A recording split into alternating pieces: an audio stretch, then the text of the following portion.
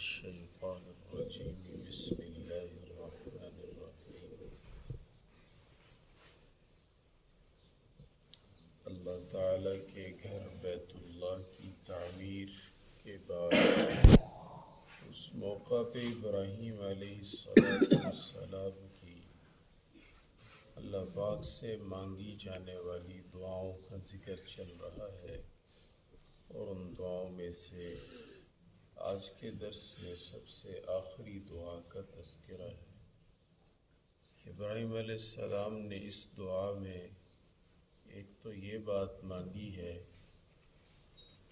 کہ اے اللہ، اہل مکہ میں سے اہل مکہ میں نبی آخر الزمان صلی اللہ علیہ وسلم کو مبعوث فرمانا، اور ساتھ ساتھ ان کے آنے کا مقصد بھی اس دعا میں ذکر فرمایا ہے کہ جب وہ تشریف لائیں، ان کی آمد ہو تو ان کی بعثت اور ان کی آمد سے مقصد کیا ہو، اور لوگوں کی تربیت کیسے کریں۔ تو اس کی تفصیل بھی اسی دعا کے اندر مذکور ہے، یعنی دعا کے دو حصے ہو گئے، ایک یہ کہ ان میں نبی بھیجنا، اور ایک یہ کہ وہ نبی کیسے ہوں، صفات کا بھی ذکر فرمایا۔ ربنا وابعث فیہم رسولا منہم، اے اللہ ان اہل مکہ میں اپنے رسول صلی اللہ علیہ وسلم کو مبعوث فرمانا، منہم جو انہی میں سے ہوں، یہیں کے باشندے ہوں، انہی میں رہنے والے ہوں۔ یتلو علیہم آیاتک، جو ان کے سامنے آپ کی آیتوں کی تلاوت کریں، آپ کی آیتیں پڑھ پڑھ کر سنائیں، آپ کا پیغام ان تک پہنچائیں۔ اس سے پتہ چلتا ہے کہ قرآن مجید کی تلاوت، آیات کی تلاوت مستقل ایک فریضہ ہے، مستقل ایک عبادت ہے۔ اور اگلی بات فرمائی وَيُعَلِّمُهُمُ الْكِتَابَ، صرف قرآن پاک پڑھ کے نہ سنائیں بلکہ قرآن پاک ان کو سمجھائیں، قرآن پاک کی انہیں تعلیم دیں، تعلیمات قرآنی سے آگاہ بھی کریں۔ اگرچہ صحابہ کرام عربی زبان کو سمجھنے والے تھے، جب حضور ان کو قرآن پاک کی آیات پڑھ کے سنائیں تو عربی سمجھنے والے کو ترجمے کی تو ضرورت نہیں، ترجمہ تو انہیں فوراً سمجھ آ جاتا تھا۔ اس سے پتہ چلا کہ صرف ترجمہ سے قرآن پاک کو سمجھنا کافی نہیں، جب تک اس کے ساتھ حضور صلی اللہ علیہ وسلم کی احادیث اور تعلیمات ساتھ نہ ہوں۔ اس لیے کہ ترجمے سے صحابہ کو سمجھ جاتے تھے یتلو علیہم آیاتک، لیکن اس کے بعد فرمایا کہ صرف ترجمہ کافی نہیں، وَيُعَلِّمُهُمُ الْكِتَابَ، آپ ان کو اس ترجمے کے ساتھ ساتھ اپنی مبارک تعلیمات سے، اپنے اللہ کے دیے ہوئے آپ کے پاس جو علم ہوگا اس سے انہیں تعلیم قرآن دیں گے۔ وَالْحِكْمَةَ، اور آپ ان کو حکمت سکھائیں گے، عقل، دانائی، فہم، سمجھ۔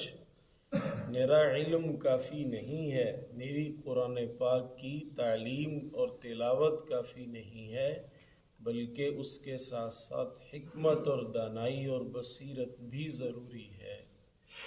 عوارف المعارف میں علامہ شہاب الدین سہروردی رحمۃ اللہ علیہ نے یہ حدیث پاک نقل کی ہے کہ اللہ پاک نے عقل کے 100 درجے بنائے ہیں، ان میں سے 99 درجات صرف حضور کو عطا فرمائے ہیں، اور 1 درجہ پوری انسانیت میں تقسیم کیا ہے۔ اتنا بڑا مقام ہے علم و حکمت، فہم، دانائی، عقل کے لحاظ سے رسول اللہ صلی اللہ علیہ وآلہ وسلم کا۔ اللہ پاک فرما رہے ہیں ہماری دی ہوئی وسیع حکمت فہم میں سے آپ لوگوں کو بھی سکھائیں، لوگوں کو بھی اس سے روشناس کرائیں۔ وَيُزَكِّيهِمْ، اور آپ ان کے نفوس کا تزکیہ فرمائیں، ان کے باطن کو پاکیزہ بنائیں۔ تزکیہ نفس، اپنے باطن کو پاکیزہ بنانا، یہ ایک مستقل محنت ہے، ایک مستقل عنوان ہے۔ حضرت مولانا احمد علی لاہوری رحمۃ اللہ علیہ مفسر قرآن، وہ ارشاد فرمایا کرتے تھے، خوبصورت انسان وہ ہوتا ہے جس کا دل خوبصورت ہوتا ہے، جس کا دل پیارا ہوتا ہے، اس لیے کہ خوبصورت دل ہی خوبصورت اعمال کا ضامن ہوتا ہے۔ جس آدمی کا دل اچھا ہو، اس کے وجود سے نکلنے والے اعمال بھی اچھے ہوا کرتے ہیں۔ تو اس لیے اپنے ظاہر کے ساتھ ساتھ اپنے باطن کی پاکیزگی اور تزکیہ کا بہت زیادہ فکر ہو۔ ایک صاحب ایک اللہ والوں سے پوچھنے لگے کہ میں اپنے ظاہر کو زیادہ سنوارا کروں یا اپنے باطن کو زیادہ اچھا بناؤں؟ تو وہ فرمانے لگے کہ بھائی، کبھی برتن دھوئے ہوں گے آپ نے، دھونے پڑ جاتے ہیں، کبھی کبھی برتن بھی دھونے پڑ جاتے ہیں۔ کبھی برتن دھوئے ہوں گے آپ نے؟ کہتے جی ہاں۔ کہتے برتن کو آپ باہر سے زیادہ صاف کرتے ہیں یا اندر سے زیادہ صاف کرتے ہیں؟ کہتے اندر سے زیادہ صاف کرتے ہیں۔ تو کہتے یہ بھی ایک برتن ہی ہے، اس کے باطن کو، دل کو زیادہ پاکیزہ بنانے کی ضرورت ہے۔ تو بھائیو، تہذیب اخلاق، تزکیہ نفس ہمارے دین کا حصہ ہے۔ تو آپ صلی اللہ علیہ وسلم کے ہر امتی کو، آپ کے ہر نام لیوا کو دل کے اعتبار سے پاکیزہ ہونا بہت ضروری ہے۔ ماشاءاللہ جسم پاکیزہ ہو جاتے ہیں غسل سے، کپڑے پاکیزہ ہو جاتے ہیں دھونے سے، چہرہ وضو سے پاکیزہ ہو جاتا ہے، گھر جھاڑو وغیرہ لگانے سے پاکیزہ اور نظافت والے ہو جاتے ہیں۔ لیکن اخلاق پہ مستقل محنت ہے، تزکیہ نفس پہ مستقل محنت ہے کہ آدمی کی زبان سے جھوٹ نہ نکلے، کبھی جھوٹی قسم کھانا نہ ہو، جھوٹی گواہی دینا نہ ہو، کسی پہ بہتان باندھنا نہ ہو، کسی کی غیبت کرنا نہ ہو، کسی کی حقارت مقصود نہ ہو، کسی کی عزت کو تار تار کرنا نہ ہو۔ حدیث پاک میں آیا ہے، کسی مسلمان کی آبرو ریزی بیت اللہ کی آبرو ریزی سے بڑا گناہ ہے، بڑا گناہ ہے۔ مسلمان کا قتل، یہ ساری چیزیں تو بعد میں ہے نا۔ مسلمان کو خوف زدہ کرنا بھی مسلمان کے لیے حلال نہیں ہے۔ آپ نے فرمایا جس نے ہم پر ہتھیار اٹھایا، چلایا نہیں، ہتھیار اٹھایا دکھایا، خوف زدہ کیا، فلیس منا، من حمل السلاح فلیس منا، جس نے مسلمانوں پہ ہتھیار اٹھائے وہ ہم میں سے تو نہیں ہے۔ اس لیے بھائیو، مسلمان کی آبروریزی، عزت نفس کا خیال کرنا، اور اگر کوئی ہمارے ساتھ بد تہذیبی، بد اخلاقی کا مظاہرہ کرتا ہے تو پھر اس کو برداشت کرنا، اس کو برداشت کرنا۔ احنف بن قیس رضی اللہ تعالیٰ عنہ صحابہ میں سب سے زیادہ حلم والے تھے، سب سے زیادہ بردباری اور برداشت والے تھے۔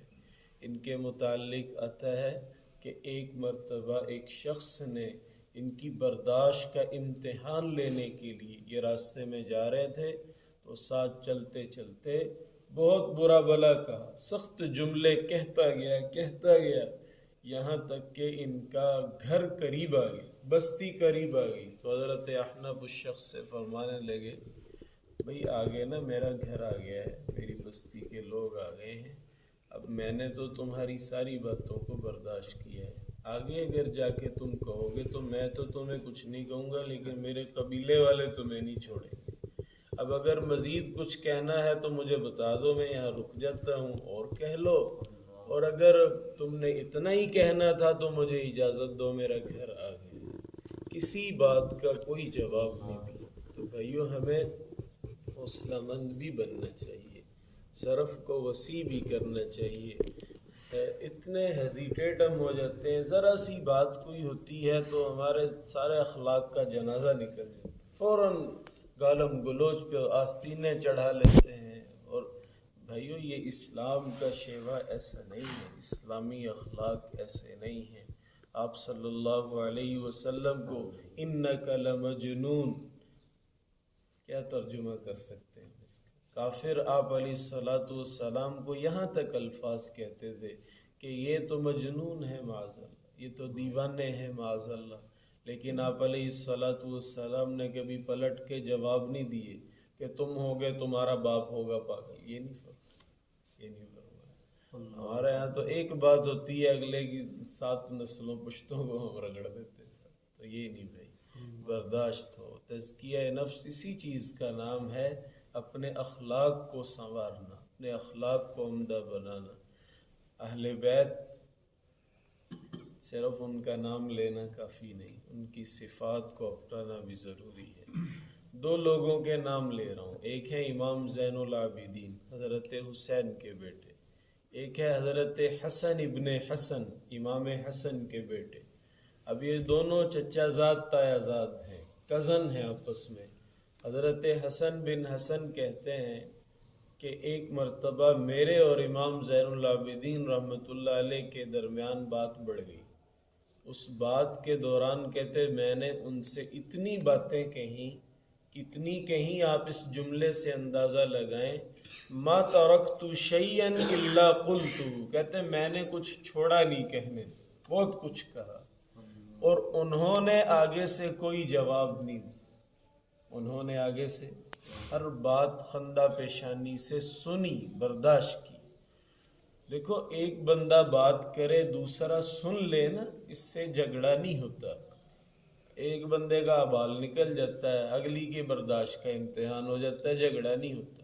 اگر ایک نے کچھ کہا، دوسرے نے اس سے زیادہ کچھ کہا، پھر پہلے نے اس سے بھی زیادہ، تو اس کا انجام بتانے کی ضرورت تو نہیں ہے، جھگڑا ہی ہونا۔ تو اگلا برداشت کر لے، ایک گرم دار بنی ہے 2 تو بس پھر تو مسئلہ بن گیا۔ کسی بوڑھی اماں سے کسی نے پوچھا، نوجوان تھا، کہتا اماں جی ویاہ کنوں کہندے ہیں؟ کہندی پتہ ویاہ نا 2 تاراں جوڑن نوں کہندے ہیں، صحیح جڑ جان تے روشنیاں ہی روشنیاں، غلط جڑ جان تے پٹاکے ہی پٹاکے۔ تو جب دونوں ہی گرم تارے مل جائیں پھر تو جھگڑے ہونے ہی ہونے۔ امام زین العابدین رحمۃ اللہ علیہ سنتے رہے، ساری بات ان کی سن لی۔ انسان وقتی طور پہ غصے میں آتا ہے، کچھ عرصے کے بعد اسے اپنے کہے پہ کیے پہ پچھتاوا بھی ہوتا ہے جو وہ غصے میں کرتا ہے۔ شیخ سعدی شیرازی رحمۃ اللہ علیہ فرماتے ہیں میں جب پچھتایا بول کے پچھتایا، چپ رہ کے کبھی نہیں پچھتایا۔ مجھے جب ندامت ہوئی بول کے ہوئی کہ یہ نہیں کہنا چاہیے تھا، چپ رہ کے کبھی ندامت نہیں ہوئی۔ تو امام زین العابدین رحمۃ اللہ علیہ نے اس وقت تو کچھ نہیں کہا۔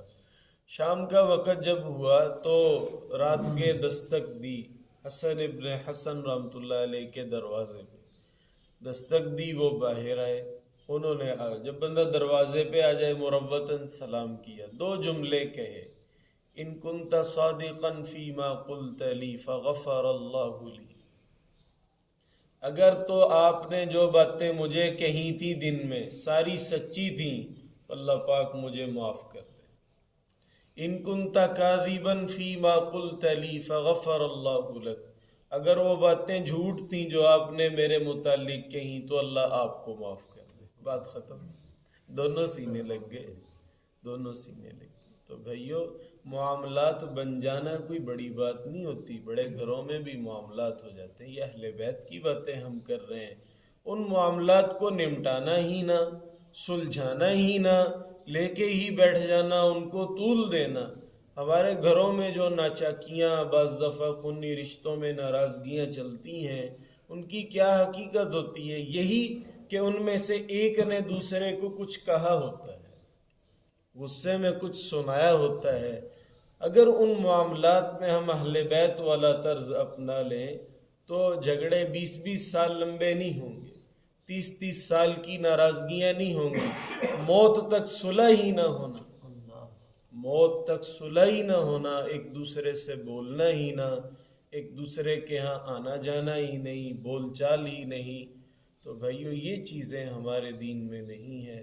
برداشت کا مظاہرہ کرتے ہوئے، اپنے بڑوں کے اخلاق سے آراستہ ہوتے ہوئے، اور اس میں بڑی عمر کے احباب کا کردار زیادہ ہوتا ہے۔ افسوس کی بات یہ ہے کہ جب بڑے ہی بچوں والا رویہ اپنانے لگ جائیں پھر جھگڑے کہاں ختم ہوں۔ دو چھوٹوں کے درمیان مسئلہ ہوا ہے، صلح تو بڑوں نے ہی کروانی ہے نا۔ اب اگر بڑے ہی چھوٹے دل کے بن جائیں، چھوٹے ظرف کے بن جائیں، بچے نے آگے کہا ابو جان مجھے فلانے لڑکے نے یہ کہا ہے، اب آپ کیا کہو؟ بیٹا کوئی بات نہیں، اس نے گالی دی ہے، اپنی زبان کو گندا کیا ہے، وہ گالی اسی کو پلٹ گئی ہے، ہمیں برداشت، آپ معاف کر دو، کوئی بات نہیں، وہ آپ کے ساتھ کھیلتا بھی تو ہے نا، آپ کے ساتھ وہ اسکول بھی تو آپ کا کلاس فیلو بھی ہے۔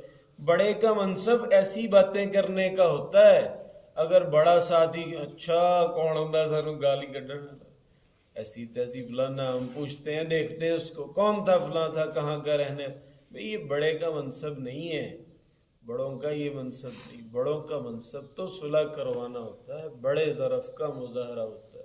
تو جب ہمارے ہاں خاندان کے بڑوں کے پاس چھوٹوں کے مسائل آتے ہیں تو ان کو سلجھانے، سنوارنے، صلح کی طرف لانے کا حق ادا کرنا یہی بڑے پن کا ثبوت ہے۔ اگر ان جھگڑوں میں ہم طرفدار بن جائیں، حصہ دار بن جائیں تو پھر جھگڑے کہاں ختم، پھر تو نہیں ختم ہو سکتے۔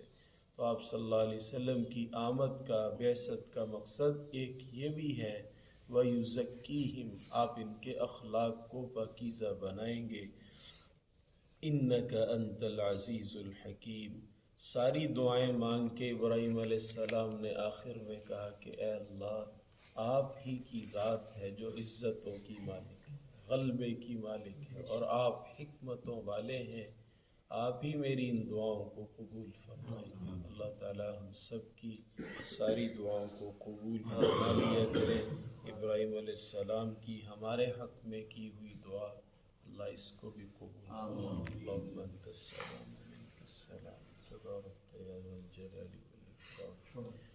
اللہم ارنا الحق حقا وارزقنا اتباعه، وارنا الباطل باطلا وارزقنا اجتنابه، واهدنا الى سواء السبيل، رب ارحمهما كما ربياني صغيرا، ربنا فاغفر لنا ذنوبنا وكفر عنا سيئاتنا وتوفنا مع الأبرار، اللهم إياك نعبد وإياك نستعين، اللهم ارحمنا بالقرآن المجيد، اللهم ارحمنا بالقرآن العظيم، اللهم ذكرنا منه ما نسينا وعلمنا منه ما جهلنا، وارزقنا تلاوته آناء الليل وآناء النهار، واجعله لنا يوم القيامة عندك حجة يا رب العالمين۔ صلى الله تعالى على النبي الأمي